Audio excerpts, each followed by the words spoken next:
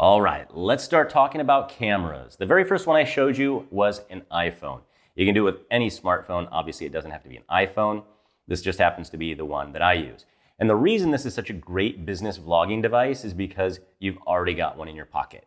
So there's no new expensive equipment to buy, just the accessories that we're talking about as part of this course. But this one can be fantastic. Even though it's a smartphone, and that used to kind of be like a cheating sort of thing, it's not anymore. This is one of the best cameras you're gonna find outside of a DSLR.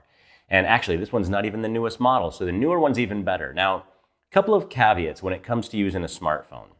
Number one, if you're going to be sharing the responsibilities of making your vlog content, you need to keep in mind that you're gonna have to give your phone to somebody else on your staff to use. That's not terribly convenient. One of the options that you have is to just go out and buy a used or a new phone specifically for the purpose of filming. It's still going to be extremely good quality considering the cost, and it's got the versatility that you're going to need, and perhaps most importantly, it's something that we're already used to using. So the learning curve is going to be much, much smaller with something like this. You know how to use the camera, you know the different settings, you know about the different lenses, so you can really hit the ground running. That's pretty cool. Now, even if you're not going to be sharing your camera, there is something that's going to come up and could be a pain in the butt, and that is this. Anytime you get a phone call, it's going to interrupt the actual recording. So you could be 15 minutes into a 20-minute video, you get a phone call, it's going to kick that video app off, and it's going to show you the telephone call coming in. There are ways around that. They're not ideal, but essentially what I do is go into do not disturb mode on my phone before I film. That allows me to still have certain notifications or actions from the phone that might pop up, but it's not going to actually interrupt the video app, so it doesn't cut it off in the middle of recording. But that also means if I happen to get any kind of an urgent phone call, I'm not going to know about it until I'm done filming and I've turned off do not disturb mode.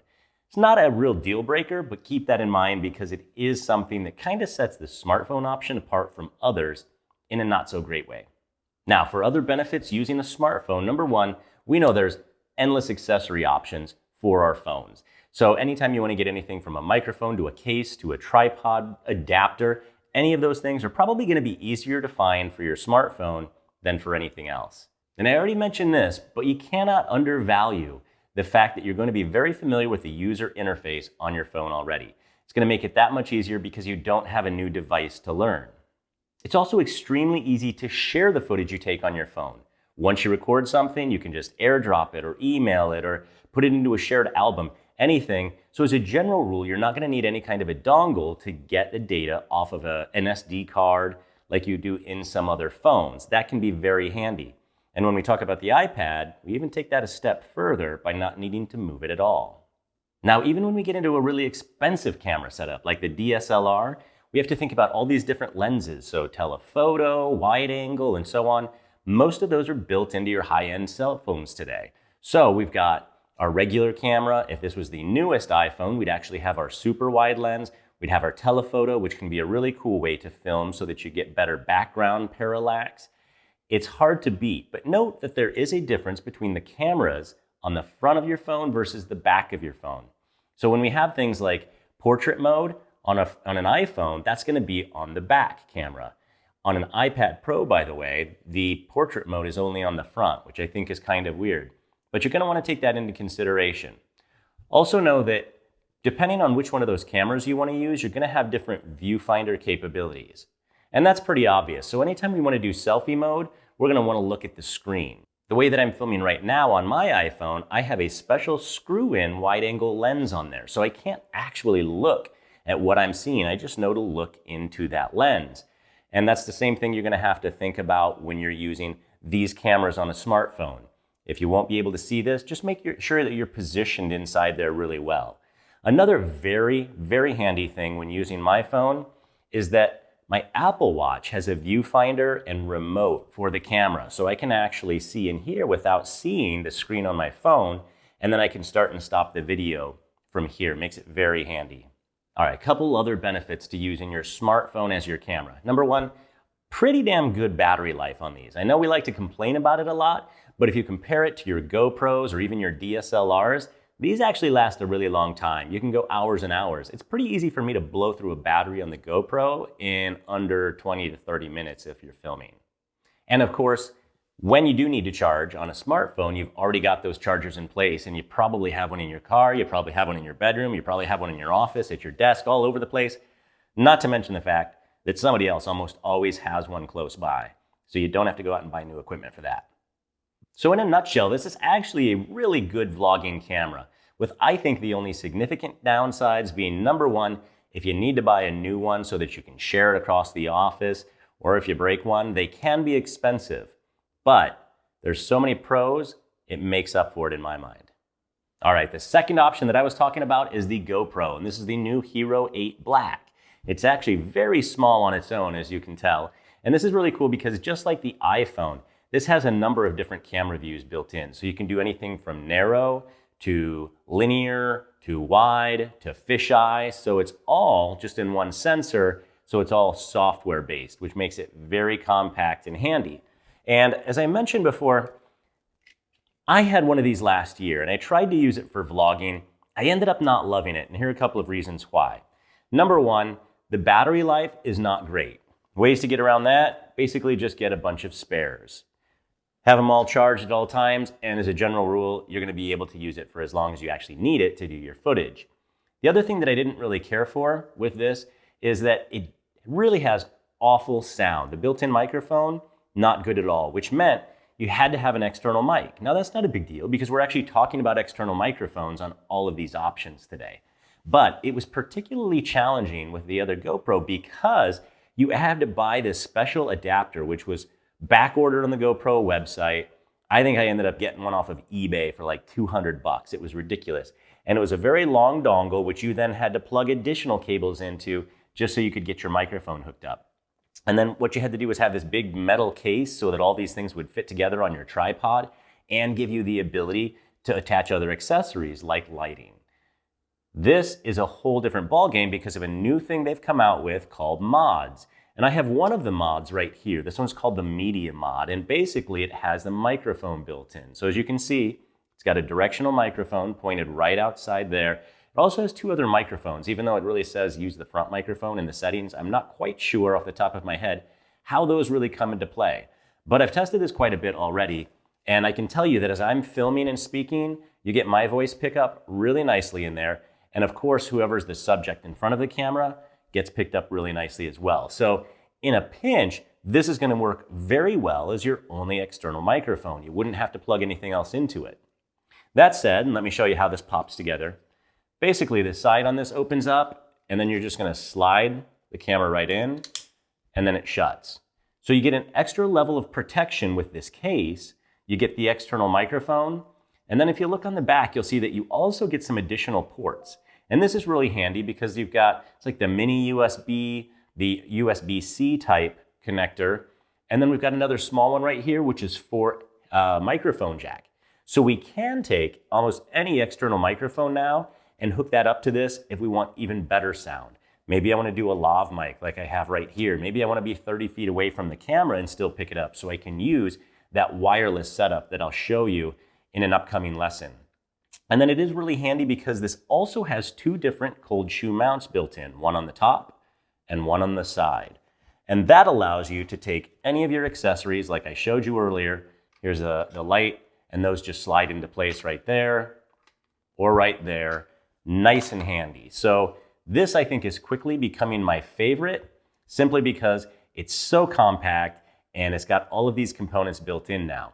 By the way, this is only one of 3 mods. They also have a lighting mod, which is actually very similar to this, although I'd say maybe half the size. And this one's kind of key. They're coming out with an LCD panel mod so that you can use it in selfie mode. So that's just going to flip up right here on top. And then when you can't see the screen on the back because you're in selfie mode, you're going to be able to see what you're actually filming. I think that's kind of a game changer. Not supposed to come out until fall of 2020. And even then, with the way things are going this year, might see some delays there. But I'm signed up to get that one as soon as it comes out. I don't think I'll do that lighting mod because honestly, one of these works just as well. I don't need to go and spend the additional money. Now, what's great about this one that we don't get to enjoy with a smartphone, of course, is that for this, I don't have to worry at all about incoming phone calls. I don't have to worry about sharing it with other people. Anyone can just grab this and go and take any kind of footage, and it doesn't interrupt any kind of communication stuff I've got going on. That is pretty handy. It's a big game changer to be able to talk on your phone, having a conversation, or doing anything else on your phone and not take it completely out of commission just because you need to record some video. All right, let's talk about some other downsides to the GoPro. Number one, it's definitely an additional expense. So if I don't want to use the cell phone that's already in my pocket, I'm going to have to shell out money for this. It's $299 on sale right now just for the camera. They're doing a bundle that I think comes with an additional battery and maybe some other components for an additional $50. This media mod I think was about $75, and I'm not even sure how much the LCD panel mod is going to be since that's not available yet. The lighting mod is much cheaper. I want to say that one's maybe $49. So overall, you're probably looking at somewhere in the neighborhood of $500-600 if you want to get all of the mods along with this. And that still doesn't include the tripods and other equipment that we were talking about getting. The other downside that I already mentioned is the battery life is not ideal. Now, I happen to have 3 spare batteries, so charging them all, it's not a big deal. I think that the biggest concern when it comes to the battery life is that you actually have to go through a couple of steps here, pulling this apart, taking the camera out, then pulling this battery out and putting in a new one. So it's not terribly handy. You can't access that super easily once everything's put together. And here's what makes it worse. If I pop this back in, you'll notice that on the bottom, these things flip in, but when you flip them out, this is what you use to connect this to a tripod. That goes into a tripod connector. So we can't actually take the camera out without taking this off the tripod, flipping those down, popping this open, and then taking the camera out so we can access the inside. So it wouldn't be as big of a problem if you could do this all day with one battery. But because you might have to swap these out every half hour or so, if you need to do a couple hours of footage, it can be a pain in the butt. Now, keep in mind, that's really if you're going to be out remote. Otherwise, you use one of these ports on the back, like the USB-C, to keep it plugged into a charger while it's on your desk or anywhere else inside of an office. So it kind of becomes a non-issue. You're not going to have to swap out the batteries because it should keep it charged while you're using it. All right, last but not least, the famous iPad Pro. Now, I don't have to tell you too much about this because obviously in some ways, as far as we're concerned, it's kind of a big iPhone. We've still got cameras on the front and on the back, so similar locations at the top here on the front, and then on the back, this one is the latest and greatest, so it's got the 3-lens setup. I think that's what that is. So I can really use this in either direction, and I do swap as I film. Sometimes I want to be able to see what I'm filming. This one, by the way, does not work with my Apple Watch. I can't have the viewfinder showing me what the iPad's looking at. So if I really need to be able to frame my shot and I don't have a camera person like Aaron who can help me out, then a lot of times I'm going to actually keep this pointed at me so that I can see what the camera's seeing and recording. One big thing that becomes exacerbated as an issue when you're using an iPad versus an iPhone is that when you're using that front-facing camera and you can see yourself, I really concentrate on looking right at that lens. I know where it is, and it can be very difficult to remember that sometimes because when you can see your entire video here, you kind of want to watch what you're doing, and that always makes it look like you're looking slightly off screen. Not in a good way, like when you're doing an interview shot and you're kind of looking off at whoever's interviewing you, but just enough where you kind of look cross-eyed. It's really weird. So anytime you can see yourself in the screen, you'll want to be careful about where you look. So that's one of the big differences there. Otherwise, the reason that I waited until this model of iPad came out to start using it as an all-in-one video production studio was because of the improved cameras. So this really allows us to get a high-quality shot, almost as good, if not as good, as using the latest and greatest iPhone. And then again, we're going to be talking later on about that really great component of using an iPad in the sense that we can capture our footage using this device and then immediately pop it off and use this device to edit our footage. I know you can do that on your smartphone as well, but if you've ever tried to do it, especially at a higher level of production quality, you know it's really kind of limited because you've got such a small screen and you have to figure out how to do every single thing on a tiny, tiny area.